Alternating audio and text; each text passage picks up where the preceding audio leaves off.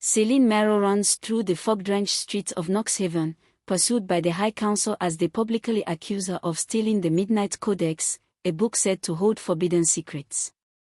Humiliated and terrified, she is cast from the council chamber. Her hands tremble as the codex's faint glow fades into the shadows.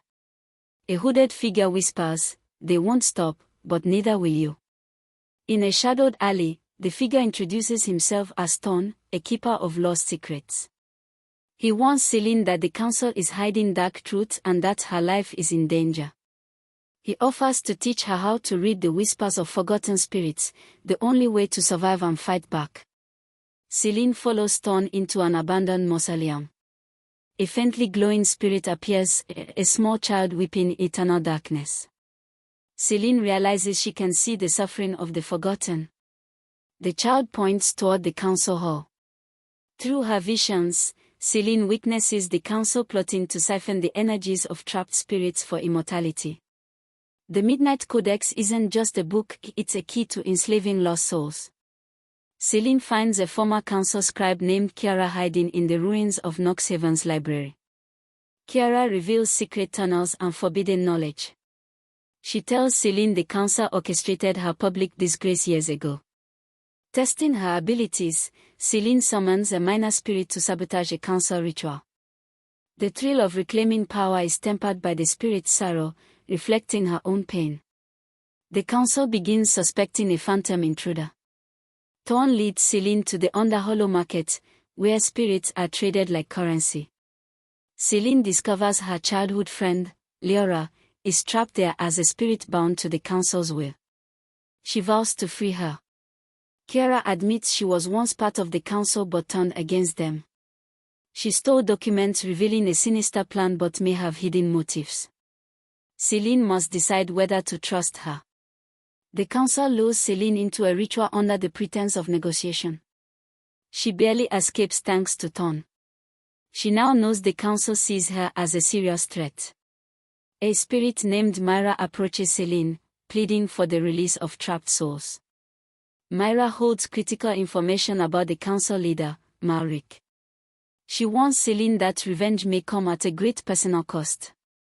Celine is forced to relive her earliest public humiliation in visions induced by the spirits. The pain fuels her resolve as she begins plotting her revenge carefully, with precision, not cruelty.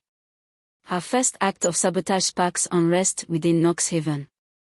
Suspicion of a phantom saboteur divides the council, escalating internal conflict. Thorn guides Celine through the forgotten Midnight Path, a spectral corridor linking the living and the dead. She senses an unseen presence watching her. A spirit reveals that Leora's transformation into a spirit servant was orchestrated by Malric himself. Celine's anger sharpens. Celine discovers a spirit-bound amulet that can influence minds. Using it risks drawing Malric's attention. She debates the line between justice and vengeance. Celine feigns reconciliation with a council member. She subtly manipulates him, but he betrays her, confirming her suspicions. Malric performs a dark ritual to summon a legion of lost spirits to increase his power. Celine barely escapes into the forgotten Midnight Path. Celine learns to rally spirits to her cause. She feels their sorrow and joy, understanding the weight of leading the lost. Disguised by spectral illusions, Celine infiltrates the council hall. She discovers Malric's plan to sacrifice the town. She is spotted. A tense chase through ethereal corridors ensues. Celine rescues a trapped child spirit, demonstrating compassion even amid revenge. Thorn confesses a haunting past, he once failed a similar mission and lost his family. Celine doubts him, and then he vanishes mysteriously. One allied spirit betrays Celine, swayed by promises from Malric. It attacks her during a critical mission.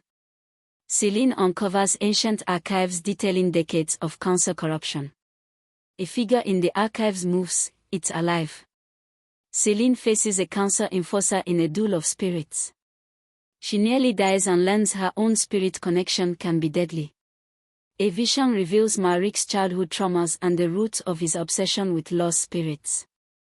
Understanding does not equal forgiveness. Internal betrayal fractures the council. Some members secretly ally with Selene, but their true motives remain unclear. Selene frees Leora's spirit. Their reunion is bittersweet. Leora retains memories of her torment but remains partially tethered to the spectral realm. The forgotten Midnight Path's true power is revealed. It can merge life and death. Using it carries irreversible consequences. Selene's allies face an ambush. Thorn returns just in time, and she begins to trust him again. Maric targets Selene's home. Her family is in danger. She vows vengeance without hesitation. Selene makes a pact with the legendary spirit army. They demand a personal sacrifice in return. Selene plants false information to mislead Maric. It works, but he anticipates it and sets an even deadlier trap. A full-scale spirit attack on the council hall begins. Chaos reigns. Maric flees to the forbidden chambers. Selene discovers hidden chambers containing centuries-old spirits trapped by Maric's ancestors. Maric intends to harness them all. Maric reveals his true form, corrupted by spirit energy. Selene faces the ultimate villain. Selene unleashes a storm of spirits. The fury partially overwhelms her, testing her resolve. One of Selene's living allies betrays her for personal gain. She adapts instantly. Selene uncovers her family's hidden role in the council's corruption. Her revenge is complicated by guilt. Selene uses a mystical mirror to confront Maric. The mirror shows the outcome if she succumbs to pure vengeance. Maric attempts to trap Selene's spirit forever. She teeters on the brink of losing herself. Selene saves an innocent soul, balancing vengeance with compassion. Her humanity shines through. The council hall collapses under unleashed spirit energy. Maric flees into the forgotten Midnight Path's core. Thorn reveals the ultimate weapon, a spirit-born blade that can sever Maric's corruption. Using it could kill Thorn. The final showdown begins. Selene confronts Maric at the heart of the forgotten Midnight Path. Allied spirits sacrifice themselves to aid Selene. Heart-wrenching farewells ensue. Selene gains the upper hand but risks her life to save Leora. Both disappear into darkness. Selene discovers Maric's ultimate weakness, his fear of mortal emotion. She uses love and compassion as her weapon.